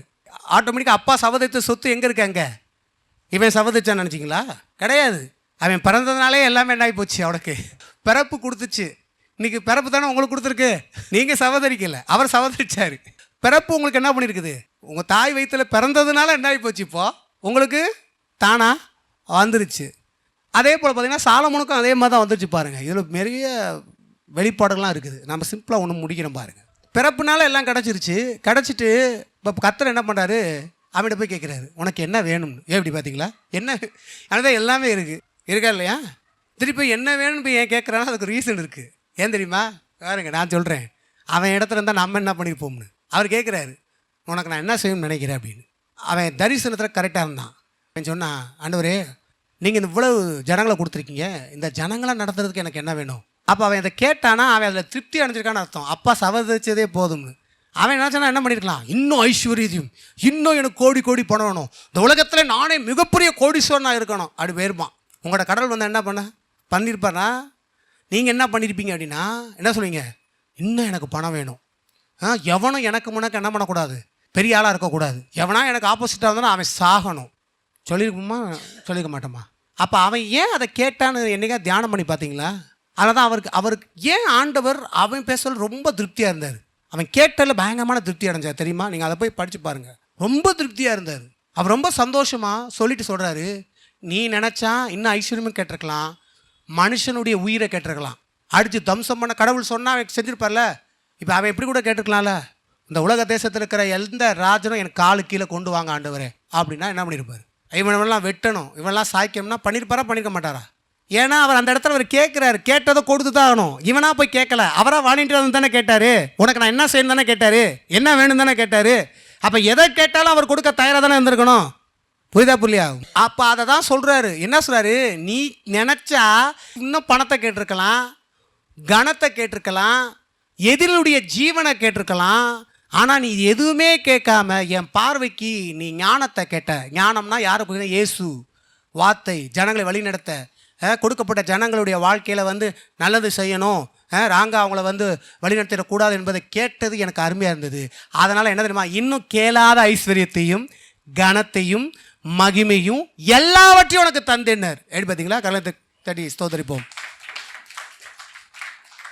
உனக்கு போதுமப்பா, தாவீது சவதிச்சு வச்சிட்டான், முடிஞ்சிச்சு, போதுமப்பான்னு அவர் சொல்லலை. ஆனால் அவன் மனது என்ன இருந்துச்சுன்னா போதும் இருந்துச்சு. இப்போ இவர் என்ன சொல்கிறாரு? போதும்னு என்னைக்கு வந்தியோ இப்போ தான் நீ சரியான மனநிலை, இப்போ உனக்கு அள்ளித்தரேன்றாரு. நீ போதும்னா கூட அவர் இல்லையா இன்னும் வேணும்ன்றாராம். நீ வேணும்னு சொல்லும்போது போதும் தான்றாராம். இதுதான் ஆவிக்குரிய விதி. எத்தனை பேருக்கு புரியுது? எத்தனை பேர் புரியுது? நீ போதும்னு வந்தால் தான் இன்னும் தராரு. நீ வேணும்னு சொல்லும்போது என்ன பண்ணுறாராம்? கொடுக்கப்பட்டாலும் உனக்கு திருப்தி இல்லாமல் போகுது. உனக்கு இன்னும் எவ்வளோ கொடுத்தாலும் நீ திருப்தியே இருக்க மாட்டான்னு தாகமாக அலைஞ்சு உள்ளே போட்டுக்கிட்டே இருப்ப. நீயும் அனுபவிக்காமல் யாரும் அனுபவிக்காமல் வேற எதாவது எடுத்துகிட்டு போவான். எத்தனை பேர் புரியுது? அப்படி இருக்கக்கூடாது. நீங்கள் எப்படிப்பட்ட கேரக்டரில் இருக்கீங்கன்னு என்பதை விளங்கிக்கொள்ளுங்க. அதுதான் நம்ம உடச்சி தள்ளணும். இந்த மாதிரி கேரக்டர்லாம் இருக்கவே கூடாது. சாலமோன் அந்த மாதிரி அவன்கிட்ட இல்லாத சொத்தா அவன் திருப்பி கேட்டிருக்கலாம். அவனும் என்ன கேட்டான்? இல்லை அவன் முன்வைத்தது ஊழியத்தை முன்வைத்தான். தாவீதுக்கு அப்புறம் எந்த ஊழியம் எங்கே வந்துச்சு? ஜனங்களை வழிநடத்துகிற ஊழியம் சாலமோன் கையில் வந்துச்சு. நிறைய பேருக்கு என்ன போச்சு? சில பேருக்குலாம் ஊழியம் தரிசனம் மாறிது. உலக மனுஷன் போல் இன்னும் என்னென்னமோ செய்யணும் அப்படின்ட்டு. தேவலை விளங்கி கொள்ளுங்கள். முதல்ல கர்த்தர் உங்களுக்கு நல்லா கொடுத்துருக்குற இது இல்லாமல் எத்தனை பேர் இருக்கிறாங்க. முதல்ல இதில் திருப்திப்பட்டு கர்த்தரை மகிமைப்படுத்துங்க. முதல்ல சந்தோஷமாக, இல்லைன்னா நைட்டு தூங்கும்போது கூட திருப்தி இருக்காது. சமாதானம் ஆகுங்க. முதல்ல திருப்தியாயிரு. எல்லாம் சரியாக தான் பண்ணியிருக்கிறாரு. கரத்தடி கர்த்தரை ஸ்தோத்திரிப்போம். அதையால் தேவ பிள்ளைகளை விளங்கிக் கொள்ளுங்கள். அப்போ பாருங்கள், பயப்பட வேண்டிய அவசியம் இல்லை. ஏன் அப்படின்னா கடவுள் என்ன தெரிந்து கொண்டார், நான் தெரிந்து கொள்ளலை. என்னை தேடி வந்த கர்த்தர் என்னை எப்படி கைவிட முடியும்? முடிவு பரியந்தும் கர்த்தர் என்னை கைவிட மாட்டார். கர்த்தர் எனக்கு என் வாழ்க்கையை அவர் கட்டுகிற தேவன், என்னை நடத்துகிற தேவன். அதனால் எந்த சூழ்நிலையும் நான் அவரை தான் நம்ப போகிறேன். அவர் என்னை தெரிந்தெடுத்திருக்கிறார், அவர் என்னை அழைத்தார், என்னை நடத்தினார். இது அவருடைய கடமை. ஆனால் தான் பார்த்தீங்கன்னா அங்கே போன வாரம் நம்ம பார்த்தோம். என்ன பார்த்தோம்? அந்த 1 ராஜாக்கள் 17ஆம் அதிகாரம். ஏதாவது வார்த்தை ஏதோ கேட்டப்பில்ல, உங்கள் வாழ்க்கையில் நீ இல்லைன்னா இவளை போல தான் மாறணும். ஹலோ சாரிபாத் விதவை, ஏழை விதவை போல் மாறுகிறேன். ஏழை விதவில்லை சொன்னோம். என்ன மாடி மேலே மாடி வீடு கட்டினவ அன்னைக்கே அவள் மாடி மேலே பஞ்சத்தில் பணம் வச்சுருந்தோம். என்ன பண்ண முடியாது? நீ எவ்வளோ சொத்து வச்சுக்கிறதுனால தின்ன முடியுமா? எவ்வளோ அழிவுகள் நடக்குது பார்த்தீங்களா? ஈரானில் இதில் எவ்வளோ காரியங்கள். பில்டாக கட்டினவேனா சோத்துக்கு ஜாக்கடியில் இருக்காங்க. சொத்து பத்து இருக்கிறதுனால இப்போ சோறு இல்லைன்னா நீ ஏழை தான், அந்த மாதிரி வந்துடும். புரியுதுங்களா? இப்போ அதனால தான் அவள் கஷ்டப்படுறான். ஆனால் ஆக்சுவலி அவள் வந்து பணக்காரி. இப்போ சாப்பாடு இல்லை, ஆகாரம் இல்லை. அப்படிப்பட்டுடைய வாழ்வில் கர்த்தர் கைவிடாத காரணம் என்னென்னா, கர்த்தர் அழைத்த கர்த்தர் அவருடைய கடமை. அது மட்டுமல்ல, இவள் அவரை கனம் பண்ண தெரிந்த ஒரு நபராக இருந்தவளாக இருந்தாள். வாழ்க்கையில் அதுதான் புரிந்து கொள்ளணும். வாழ்க்கையில் கடவுள் நம்மளை ஆசீர்வதித்திருக்கிறார் அப்படின்னா எப்போதும் கொடுக்குற ஒரு மனமுடையவளாக இருக்கணும். எப்போதும் வந்து பார்த்திங்கன்னா யார்கிட்ட பிடுங்கலாம், யார்கிட்ட வைக்கலாம். செலவு பண்ணுறத என்ன பண்ணக்கூடாது, ரொம்ப யோசிக்கக்கூடாது. சில நேரம் குடும்பங்கள் நம்ம வெளியே போகிறோம் வைக்கிறோம் அப்படின்னா, நான் பண்ணுறேன் நீ பண்ணுறேன் அப்படி வரணும். இப்படி பண்ணணுமா, அவங்க பண்ணட்டும்.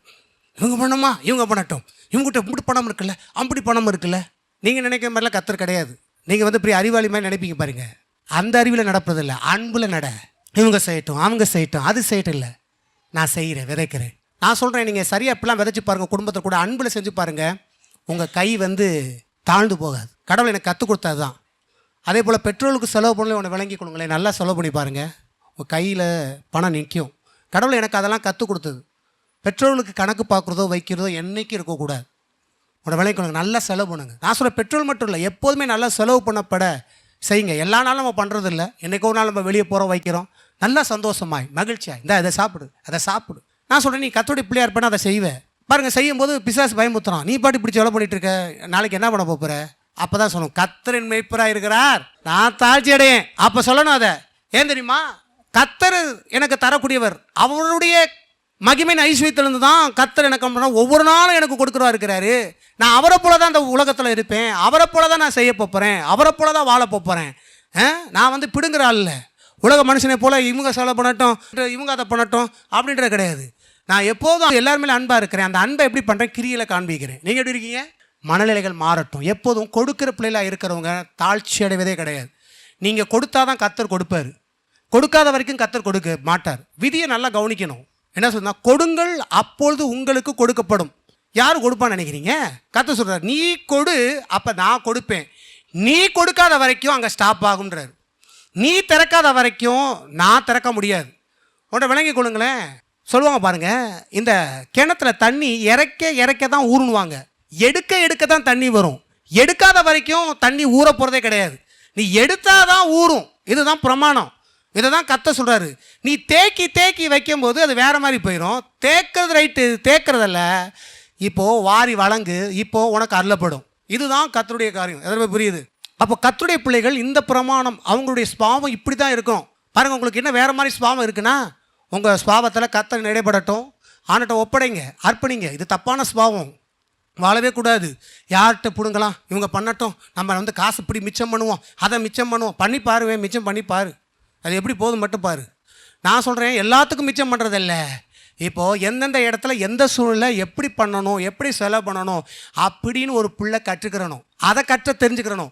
எப்படி கடவுளை கனம் பண்ணணும், ஊழியனை கனம் பண்ணணும், மற்ற மனுஷனை எப்படி கனம் பண்ணணும், நம்மளுடைய உடன்பிறப்புகளை எப்படி கனம் பண்ணணும், இதை எல்லாமே தெரிஞ்சிருக்கணும். எல்லா விதத்துலேயும் நீ எல்லாத்துலேயும் ஐஸ்வர்யனாக இருக்கணும். புரியுதுங்களா?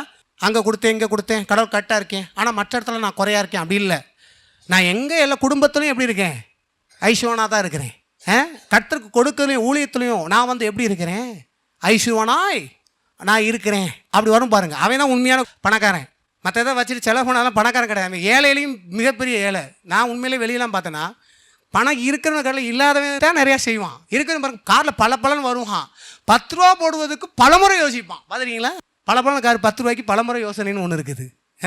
அதில் பல கேள்விகள், பல விஷயம். நான் சொல்லுகிறேன், தேவனுடைய பிள்ளைகளே, எப்போதும் கர்த்தருடைய பிள்ளைகள் எப்போதும் பிடுங்கணும், யார்கிட்ட வந்து இது பண்ணலாம், செலவு பண்ணக்கூடாது, இந்த மாதிரி கேரக்டர் வந்து பிசாசின் குணம். இதை அறவே ஒழிச்சு தள்ளணும். இந்த குணம் இருந்துச்சுன்னா கர்த்தர் வாரி வழங்குற அந்த ஐஸ்வர்யத்தை நீங்கள் பெற முடியாது, ஸ்டாப் ஆயிடும். நீங்கள் திறந்தாதான் அவர் திறப்பார். ஏன்னா இதுதான் பிரமாணம். மனுஷன் என்ன விதைக்கிறானோ அதை அறுப்பான். அப்போது நீ திறக்காத வரைக்கும் மற்றவங்க உனக்கு திறக்கணும்னு சொல்லி நீ என்ன நினைக்கிற? சில பேர்லாம் பார்த்தீங்கன்னா என்ன பண்ணுவாங்க, இவங்க பண்ணட்டும், இவங்க வைக்கட்டும் அப்படின்லாம் எதிர்பார்க்க. இவங்களாம் செய்ய மாட்டாங்க. நீ எவ்வளோ செஞ்சுருக்க, நீ எவ்வளோ செலவு பண்ணியிருக்க?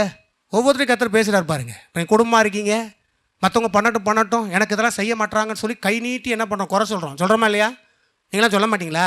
அதில் கூட யாராவது ஒன்று செஞ்சுட்டா இவங்க மேலே தான் பாசம். நான் சொல்லுகிறேன், இந்த குடும்பங்களில் தேவ பிள்ளைகளே ஒரு சில காரியத்தை கேட்கிறேன். நீங்கள் எனக்கு குறை அதெல்லாம் பேசக்கூடாது. உங்ககிட்ட இருக்க நல்லா தெரியும். புரியுதுங்களா? நீ என்ன செய்யலாம்? நான் செய்கிறேன், நான் செலவு பண்ணுறேன். வருது அவங்களுக்கு மனது வந்துட்டா நீ விடுதலை ஆகிட்டேன்னு அர்த்தம். இது வரல அப்படின்னா போச்சு. எங்கே நீங்கள் உருவாக முடியும் சொல்லுங்கள் பார்ப்போம். உலைகளத்தில் தான். எது உலைகளம்? நம்ம குடும்பம் ஒரு உலைகளம், வேலை செய்கிற ஸ்தலம் ஒரு உலைகளம். எங்கெல்லாம் இருக்குமோ அந்த இடத்துல நம்ம எப்படி உருவாகி வரோம் என்பது ரொம்ப முக்கியம். இன்னும் பிசாசு ஸ்வாவத்துக்கு நேராக போகிறோமா, தேவ ஸ்வாவத்துக்கு நேராக வரோமா? தேவ ஸ்வாவத்தில் வரும்போது தான் தெய்வீக ஐஸ்வரத்தை அதை இழுக்க முடியும். பிசாசின் ஸ்வாவத்தில் போய்கிட்டே இருந்துட்டு கடவுளுடைய காரியத்தை அனுபவிக்கணும், அப்படி அனுபவிக்க முடியும். அதெல்லாம் தான் கர்த்தர் உடைக்கிறார். சரி, நீ வந்து ரைட்டு கேட்குறப்பா, உனக்கு அவங்களாம் செய்யணுன்றல்ல, நீ எவ்வளோ செய்கிற, நீ மொதல் அதை செஞ்சியா? இதுதான் சொல்கிறார். நியாயப்பிரமாணம் தீர்க்க தரிசனம் சொல்லிட்டு போயிட்டார் இயேசு கிறிஸ்து. அது பூமியில் பிரசங்கம் சொன்னார். என்ன சொன்னார்? மற்றவங்க உங்க என்ன செய்யணும், மற்றவங்க உனக்கு என்ன பண்ணணும்னு நினைக்கிறல்ல, அதை நீ செய் முதலன்றார். நீ செய். அதை செய்ய மாட்டோம், ஆனால் வரல் விட்டு சொல்லுவோம், இவங்க இதை செய்யலை, அதை செய்யலை, இவங்க நினச்சா அப்படி பண்ணியிருக்கலாம்ல, அவங்க நினச்சா அப்படி பண்ணிக்கலாம்ல. பிரதர் இம்புட்டு இருக்குல்ல உங்ககிட்ட, சரி உங்ககிட்ட இம்புட்டு தான் இருக்குன்னு வச்சுக்கோ, இம்புட்டில் நீ மொதல் அதை செஞ்சியா? புரியுதா புரியலையா? ஏன் சொல்ல வரேன்னா, இந்த பகுதி அதை தான் காமிக்குது. அதான் போன வாரம் நிறையா பார்த்தோம். இந்த 1 ராஜாக்கள் 17 இந்த சாரிபாத் விதவை பகுதியில் நான் எடுக்க வந்துக்கிட்டே இருக்குது சில விஷயங்கள்லாம். போனவர் நிறையா பார்த்தோம் பார்த்தீங்களா? அதை தான் இப்போ நான் அதை சொல்கிறேன், அது ஒரு இதாக சொல்கிறேன். ஏன் அதை சொல்கிறேன்னா, ஏதோ கதை சிட்டு போயிட்டோம். ஆனால் நீங்கள் சொல்லுங்கள், நாங்கள் இப்படியே இருப்போம் அப்படி இல்லை. புரியுதுங்களா? இதில் யார் கேட்டு மாறிங்களோ உங்கள் வாழ்க்கை நல்லா இருக்க போகுது. இல்லை அப்படின்னா குறிப்பிட்ட இடத்த தகுந்து நீங்கள் மேலே போகவே முடியாது. குறிப்பிட்ட இடத்துக்குள்ளே தான் உட்காந்துருப்பீங்க, குதிரை சுட்டி மாதிரி உள்ளே போயிட்டுருப்பீங்க.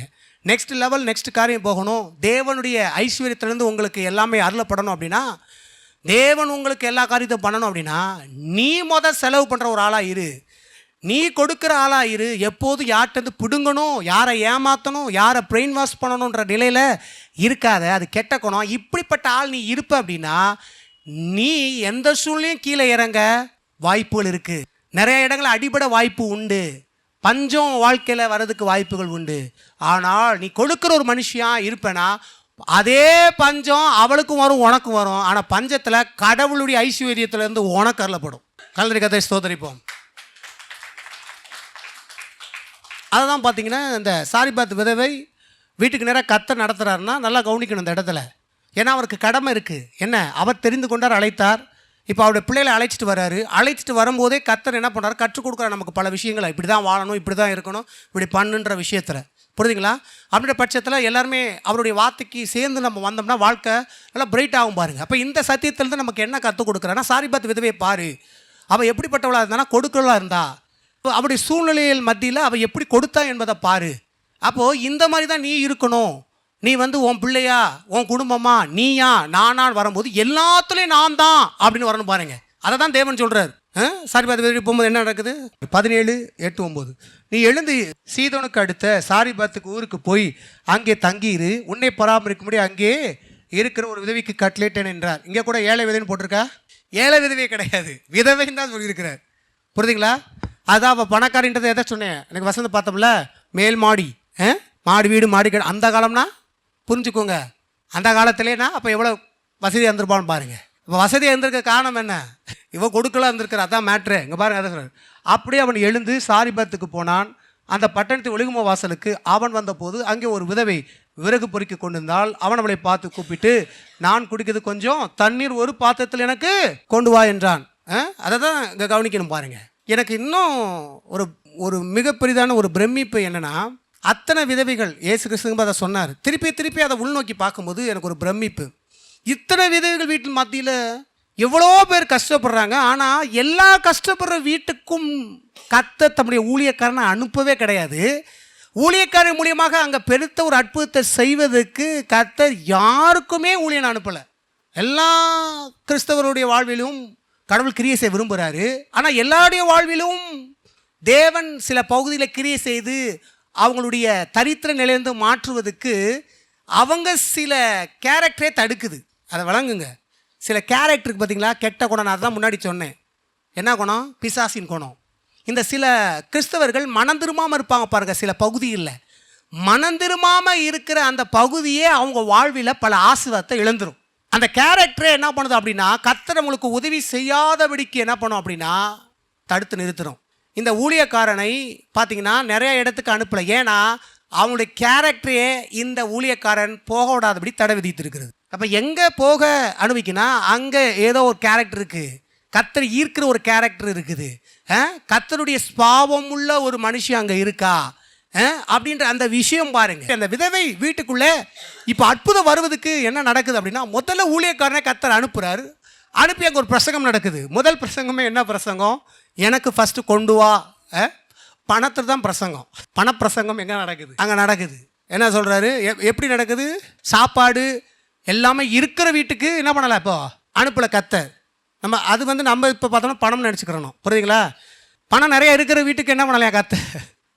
அனுப்பலையா? இப்போ எங்கே அனுப்புகிறாராம்? இல்லாத இடத்துல போய் நிப்பாட்டி என்ன பண்ணுறாரு? இப்போது ஏதோ கொஞ்சம் இருக்குது, கொஞ்சம் இருந்தால் நிறைய பேர் இல்லைன்றுவான். கொஞ்சம் இருந்தால் கூட நான் ஏழை, பரம ஏழை, கர்த்தருக்கு தெரியுங்க அப்படின்ட்டு வாங்க பாருங்க. அப்படி இல்லை, இருக்குது. ஆனால் இப்போ என்னவா இருக்குது? எனக்கு கொண்டு வா. இதுதான் ஃபஸ்ட்டு பிரசங்கம். எலியாவின் பிரசங்கம் அங்கே அவன் நடக்குது பாருங்கள். போய் என்ன பண்ணு, நீ எனக்கு ஃபஸ்ட்டு கொண்டு வான்னு. அப்போ அதை தான் சொல்லணும். ஏன்னா அன்னைக்கு தண்ணி பல கோடி கொடுத்தாலும் கிடைக்காது.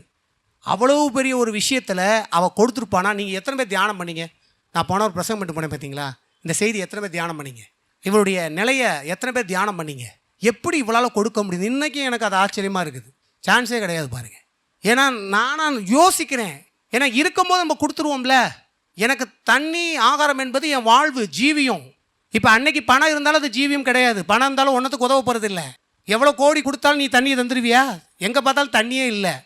புரிஞ்சுங்களா? எங்கேயுமே வாங்க முடியாது, தண்ணியை வாங்கவே முடியாது. தண்ணி பற்றாக்குறை, சாப்பாடு பற்றாக்குறை, எப்படி பண்ண முடியும்? ஆனால் பாருங்கள், அந்த பற்றாக்குறையில் முதல்ல என்ன பண்ணால் எனக்கு கொண்டு வா. இதுதான் செய்தியே, விளங்குங்க. அப்போ என்ன அப்படின்னா, அவள் போய் அதை செய்தா உடனே பாருங்கள் மறுப்பு தெரிவிக்கல. அதே போல் தான் ஒன்றை விளங்கிக்கொள்ளுங்க. அற்புதம் எப்படி நடக்கும்னா, பாதி தேவனுடைய காரியம், மற்ற பகுதி நம்முடைய காரியம். தேவன் அற்புதத்தை கொண்டு வரதுக்கு வார்த்தையும் பிரசங்கத்தையும் கொண்டு வராரு. இப்போ இவங்க மனநிலை வந்து பார்த்தீங்கன்னா, அதை கேட்டு கீழ்ப்படிந்து நடக்கிற ஒரு மனநிலையாக இருக்கும் என்றால் அற்புதத்தை வாழ்வில் பார்க்க முடியும். நீங்கள் எங்கே பார்த்தாலும் பார்த்தீங்கன்னா, கடவுள் செய்கிற அற்புதங்கள்லாம் பார்த்தீங்கன்னா அவர் ரெடியாக இருப்பார். அந்த பாதி பகுதி மனிதனுடைய மனநிலை அற்புதத்துக்கேற்ற மனநிலையாக இருந்தால் தாங்க நடந்திருக்கும். இல்லைன்னா நீங்கள் எங்கேயுமே அற்புதத்தை பார்த்துருக்கவே முடியாது. அப்போ என்ன அப்படின்னா, கடவுள் சொல்கிறார், முதல்ல எனக்குத்தா, எனக்கு கொடு. அதில் தான் நம்ம இந்த இதெல்லாம் மாதத்தில் ஒட்டி பிரசங்கம் பண்ணுறோம். தசம்பாவம் காணிக்கைன்னா ஏன் பிரசங்கம் பண்ணுறோன்னா, சும்மா இல்லை, அதை பற்றி அறிவு வரணும். சும்மா ஏதோ வந்து காணிக்க போட்டேன், ஏதோ 10 ரூபாயை போட்டேன், 5 ரூபாயை போட்டேன், அதனால் கர்த்தர் அள்ளி கொடுத்துருவாரு அப்படின்ற விஷயம் கிடையாது. எப்படி கொடுக்கணும், ஏன் கொடுக்குறோம், எதற்கு கொடுக்குறோம், என்ன மனநிலையில் போய் கொடுக்குறோம், எந்த மனநிலையில் கொடுக்கணும்னு கர்த்தர் விரும்புகிறாரு. தசம்பாவம்னா என்ன, 10ல் 1. அதே போல் நம்முடைய வாழ்க்கையில் என்னென்ன காரியம்லாம் வருதோ அதில் 1 மிகவும் கத்தனல். அது ஏன் கற்றுத்தரோம்? ஏன்னா இந்த சுவாபம் தான் அவன் வாழ்க்கையில் கடைசி வரைக்கும். பாருங்கள், நம்ம சபையில் ஒரு சகோதரி பாருங்கள், அவன் வாழ்க்கையில் பார்த்தீங்கன்னா இந்த பிரமாணத்தை நல்லா அவன் கற்றுட்டாங்க பாருங்கள்.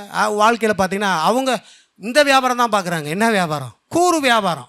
இந்த கூறு வியாபாரத்தில் பார்த்துட்டா இன்றைக்கி பயங்கரமான காரியமாகி, செயினை வாங்க, அதை வாங்க, இதை வாங்க. அது மட்டும் இல்லை, அது என்ன நடந்தது அப்படின்னா, அவங்க கொடுப்பதில் தாழ்ச்சி அடைய மாட்டாங்க. அவங்க கற்றுக்கிட்டாங்க பாருங்கள். இந்த வட்டம் நகை வாங்கினாங்க பாருங்கள். வாங்கின உடனே பார்த்தீங்கன்னா அந்த நகைக்கான காரியத்தை முன் வைக்கிறாங்க. நானே மறந்துட்டேன் அந்த விஷயத்தை. பாஸ்டர் நான் செய்யணும், என்ன செய்யணும்? இல்லை பாஸ்டர், கடவுளுக்குன்னு ஒரு பகுதியை நான் எடுத்து வச்சுருக்கிறேன். எத்தனை பவுனோ அத்தனை பவுனுக்கு. எப்படி பார்த்தீங்களா? இது எப்படி நினைக்கிறீங்க?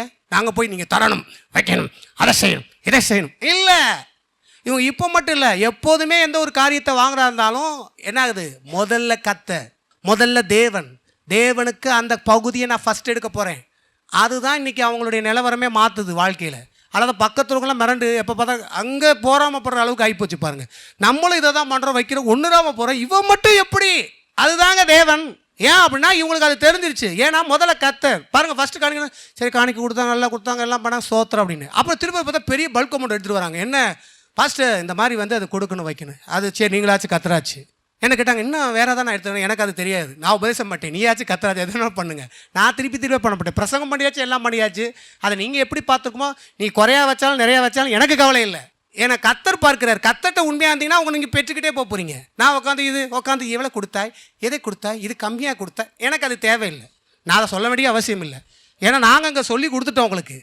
இதை பண்ண தான் உங்களுக்கு ஆகும். அதனால தான் நடக்குது பாருங்கள். இந்த அற்புதம் எப்படி நடக்குதுன்றீங்க? அவங்க மனநிலை பாருங்கள். கர்த்தர் இடைப்படுறாராம், போய் முதல்ல வை, போய் முதல்ல கொடு. பாஸ்டர் எனக்கு இதே இல்லை பாஸ்டர், எனக்கு வாங்கின சமாதானம் ஆயிடுச்சு. அப்புறம் கர்த்தர் அடுத்து என்ன சொல்கிறாரு? இதுக்கான பகுதியை போய் வை, இதுக்கான பகுதியை போய் கொடு. அதை எனக்கு சொல்லும் போது சமாதானம் பாஸ்டர், அதை வைக்கும் போது எனக்கு மனநிறைவு. அதுதான் தேவஸ்பாவம். எத்தனை பேருக்கு புரியுது? தேவப்பிள்ளை விளங்கி கொள்ளுங்கள். அதுதான் நம்முடைய வாழ்க்கையில் என்ன வாங்கினாலும் சரி, என்ன காரியம் நம்ம பண்ணாலும் சரி, முதல்ல என் தேவனை நான் பணத்தில் மகிமைப்படுத்தாமல் எதையும் நான் பண்ணுறதில்லை. முதல்ல அவருக்கு செய்கிறது தான் என் வாழ்க்கையில் எனக்கு திருப்தி. ஏன்னா அவர் தான் எனக்கு எல்லாம் தந்தார். அதுதான் நீங்கள் வேதத்தில் எங்கே பார்த்தாலும் கடவுளுக்கு செய்கிறதுனா எப்படி செய்கிறாங்கன்னா இந்த மனநிலை தான் செய்வாங்க. ஏன்னா எங்கேருந்து வந்ததுன்னு அவங்களுக்கு தெரிஞ்சிச்சு, வந்தவருக்கும் முதல்ல செய்கிறேன். அதை தான் இங்கே பாருங்கள், அவர் சொல்லலாம், முதல்ல உன் குடும்பத்துக்கு எடுத்துக்கோ, அதுக்கப்புறம் எனக்கு கொண்டு வான்னு சொல்லலை.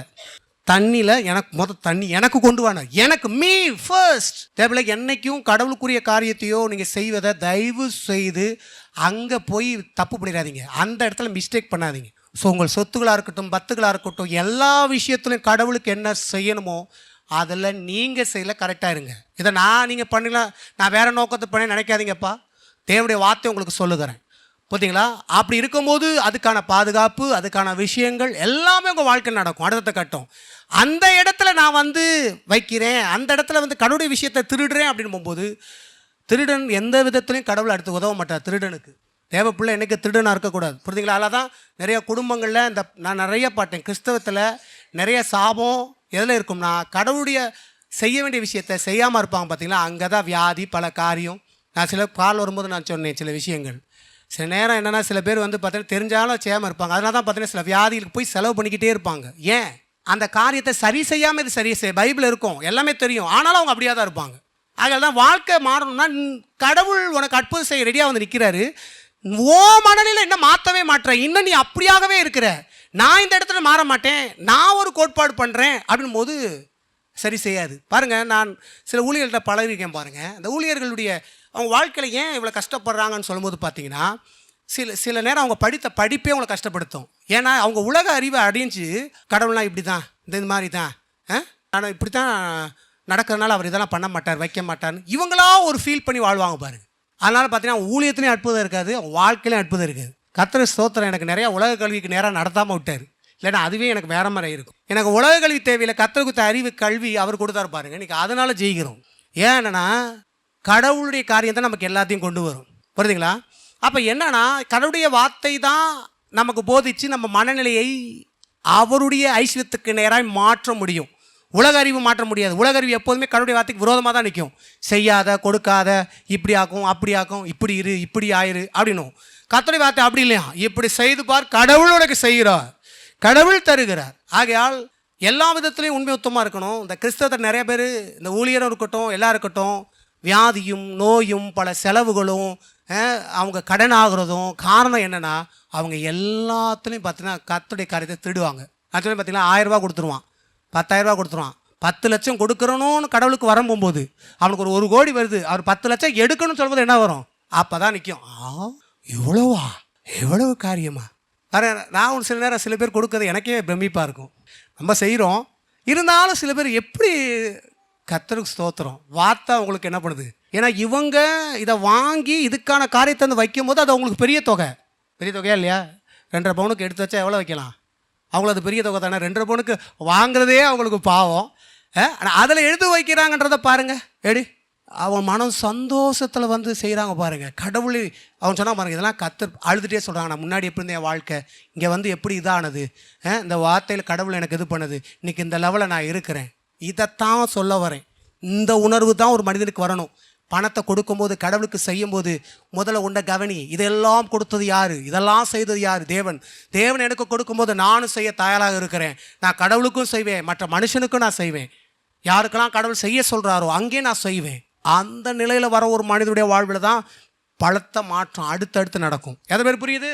ஹல்லேலூயா. அதை தான் இந்த பகுதி சொல்லுது பாருங்கள். அதை தான் பார்த்தோம். இந்த ஸ்வாபம் உங்களுக்குள்ளே இன்றைக்கி இடம் கொடுங்க. தெய்வ ஸ்வாபத்துக்கு இப்படி தான் இருக்கணும். தயவுசெய்து மாற்றுங்க. ஃபஸ்ட்டு கஷ்டமாக இருக்கும், பழகுங்க. அதான் சொல்ல 5 மணிக்கு எந்திரிக்க சொல்கிறது ஃபஸ்ட்டு கஷ்டமாக இருக்கும். எழும்ப கரெக்டாக 5 மணிக்கு எந்திரிச்சிருவீங்க. அது பழக்கமாகவே மாறிடும், ஸ்வாபமாகவே மாறிடும். அதை தான் சொல்கிறேன். ஃபஸ்ட்டு உங்களுக்கு ஒரு மாதிரி இருக்கும், முன்னாடி வாங்கிலாம் தர மாட்டீங்க குடும்பமாக வெளியே போகும்போது. இப்போ என்ன பண்ணுங்கள், நான் வந்து வாங்கி தரேன், நான் வந்து செய்கிறேன் அப்படின்னு முன்வைங்க பார்ப்போம். இப்போ மாறும். அப்போ நல்லா கவனிக்கணும். முதல்ல கடவுள்கிட்ட ஒழுங்காக தான் இங்கே நீங்கள் சரியாக செய்ய முடியும். கடவுளுக்கு செய்கிறதையும் மற்ற காரியத்துலையும் நான் குறை வைப்பதே இல்லை. எதெல்லாம் நான் செய்யணுமோ, ஏன்னா அதை செய்ய போகிறேன். எந்த மண்ணில் செய்ய போகிறேன் தெரியுமா? என் தேவன் இதை எனக்கு செய்தார், என் தேவன் இதை எனக்கு கொடுத்தார். நான் எப்போது கொடுக்குறவன், நான் கொடுக்க அந்த ஐஸ்வர்யம் என் வாழ்க்கையில் வருது. கொடுக்காவுடைய வாழ்க்கையில் ஐஸ்வர்யம் வராது. அப்போ இவ கொடுக்குறாக்கனால தான் கர்த்தருடைய அற்புதம் செய்வதுக்கு வருது.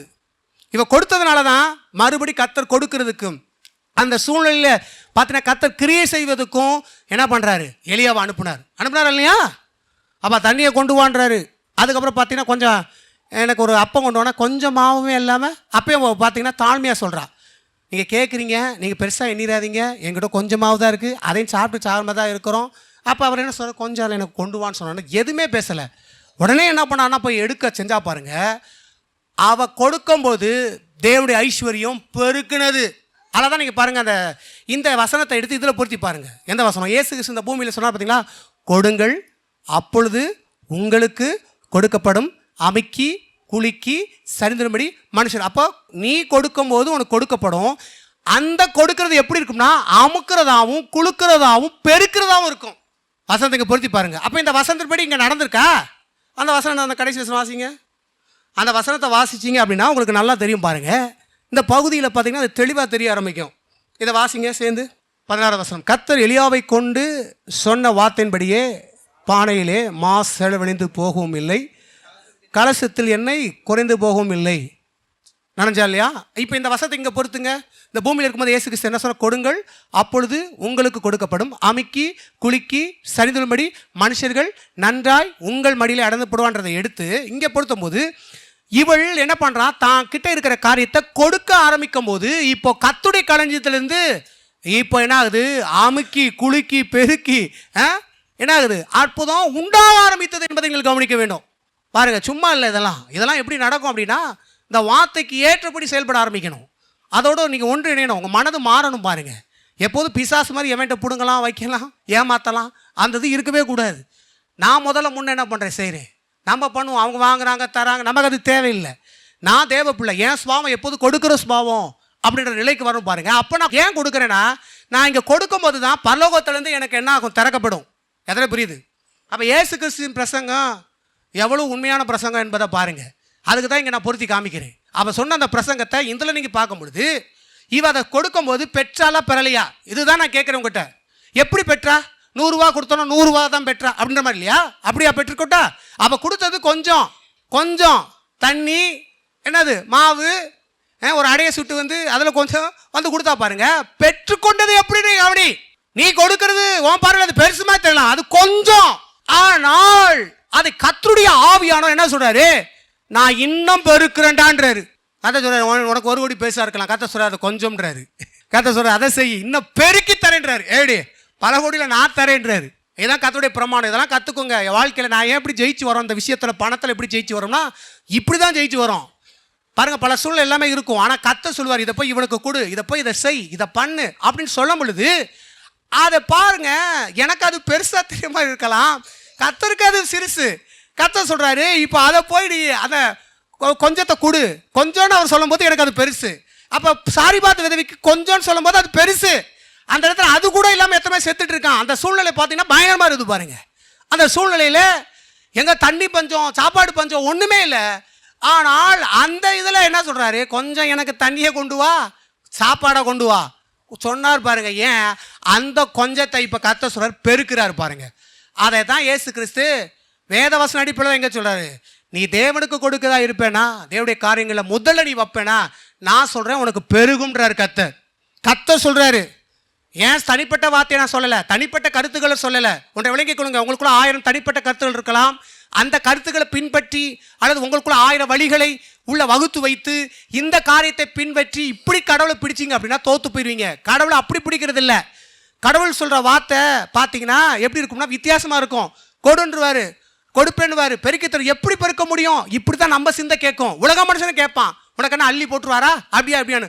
அவர் அள்ளி போடுவான்னு சொல்லியிருக்கிறாரு, மல்டிப்ளை பண்ணித்தரேன்னு சொல்லியிருக்கிறாரு. ஆனால் அவர் செய்வார். எப்படி? அது எனக்கு தெரியாது. அதுதான் மிராக்கல். தேவனுடைய அற்புதம் எப்படி டிஃப்ரெண்டாக இருக்கும், புரியுதுங்களா? சொல்லும் போது மனது சொல்லும், உனக்கு திருப்பி எப்படி கிடைக்கும் நீ நினைக்கிற, இதெல்லாம் செஞ்சுட்டா எப்படி நடக்கும்னு நினைக்கிற, இதெல்லாம் உன் மனது பேசும். மனதுக்குள்ளே பிசாசு பேசும். நீ இப்படிலாம் வைக்காத, இப்படிலாம் பண்ணாத, எல்லாத்தையும் அப்படியே இது பண்ணி வச்சுக்கோ, அப்படியே நம்ம தேக்கி வச்சுக்கோ. எதுக்கு? பெரிய ஒரு விஷயத்துக்கு கீழே ஒன்றாமல் போகிறதுக்கு. கர்த்தர் சொல்ற, தேக்கி வைக்க வைக்க தண்ணி வீசும். பாருங்கள், எந்த இடத்துல தண்ணி தேக்கப்படுதோ அந்த இடத்துல தண்ணி உங்களால் குடிக்க முடியுமா?